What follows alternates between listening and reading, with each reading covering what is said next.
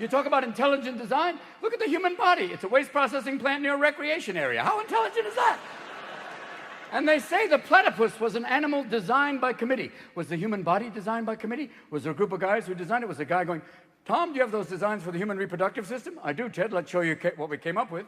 Normally, with the mammal penis, we have the retractable. We decided to do something different for the male penis for the human. We call it the collapsible. Kind of fun.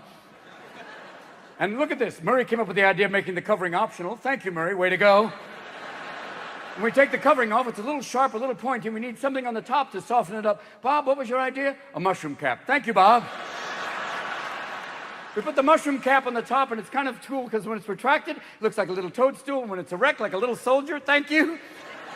And Tim put a piece of string up at the top. Thank you, Tim. I guess to tune it. Thank you, Tim.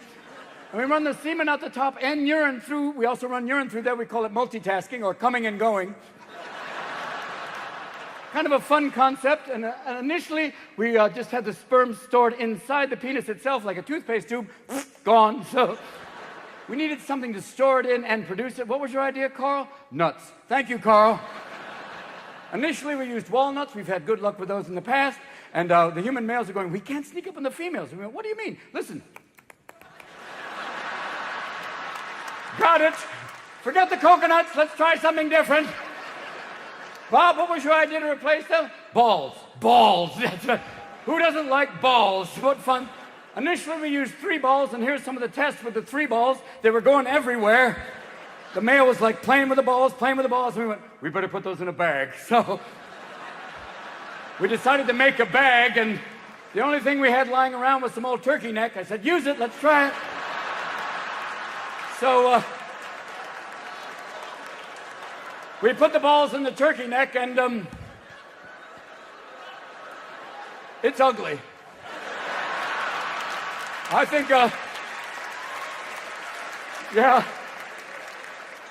Next to the asshole, it's one of the uglier things we made, really. And we got some negative feedback from the females. They're going, we're not going down there unless you cover that up. Okay. So we put some garnish around it, and initially we made the hair straight. The females, my eyes, okay. Curly, we put curly hair, and initially we put the hair everywhere, even the top of the penis, and it looked like my Uncle Phil, like, hey, how are you? So we just went with a topiary thing, which was kind of fun, and then the females went, we'll go down there now. Thank you, ladies, thank you. Which is cool because you can start the penis orally, thank you. Manually, thank you, Manuel, for finding that out. Finger in the ass, Ted found that out. He said it was an accident. Kidder. And if you play with the balls, the penis likes that. It's kind of fun. But we did find out a negative thing about the balls. If you hit them really hard, it's a total system reset. It's like, if it was a slot machine, it would pay. It was kind of rough. But that's essentially designed for the penis. Initially, we gave the male about 800 sperms, and those were gone in a millisecond. And now we give him 8 to 9 billion, and he shoots them everywhere. Tits, drapes. We found some on the ceiling. Those are the overachievers. We hope some make it to the vagina. In terms of the vagina, Carl's in charge of the vagina project. Carl, what did you come up with? Well, normally with the mammal vagina, you have the genital slit or opening. We decided to accessorize it. What did you accessorize it with, Carl? Curtains. We just thought it makes it less of an opening and more of a show, really, kind of. And we had some old lips lying around. We said, try those. Let's give it a go. And initially, we made it horizontal, and the damn thing talked. It was weird.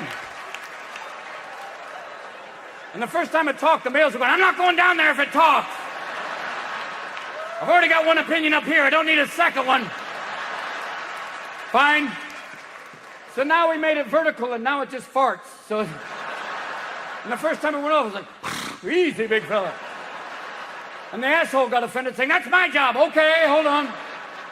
Yours will smell. Not to worry, not to worry. But we needed something kind of special, one last little thing that would really work, and Clint came up with a brilliant idea, and I think we're going to name it's kind of wonderful. Clint, what was your idea? A doorbell. Thank you, Clint. You ring the doorbell, the curtains open, it's kind of fun. Some guys can't find it, others don't know when to stop ringing it. But you ring the doorbell, the curtains open, the penis goes inside, and Tom worked out some choreography for the balls. It's kind of fun. That's really...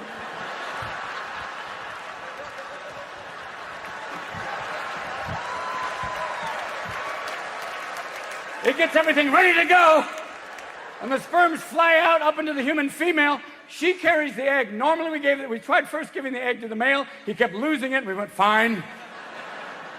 We gave it to the female, she carries, and then we thought the male will be in charge of feeding the infant. We gave the human male 2 basic breasts, and the male was like, okay, nipples, that's all. We thought the female will be in charge of feeding the infant too, so we gave her 6 breasts like a mammal, and the male was like, ha ha ha ha. 2 hands, 2 tits, that's it. So the female will carry the infant to term, and it will come out through the curtains, and they get wide. Like Broadway. And she will also feed the infant. The male will assist. But we do have one major design flaw. We've tried to wire the penis to the conscience, and it keeps short-circuiting. And it's weird, too, the whole thing. I mean, ever since I was a little boy, it was like, first time I was cleaning it, it went off. I'm sorry. And then later on, it was like, breasts, breasts, breasts, vagina, vagina, vagina.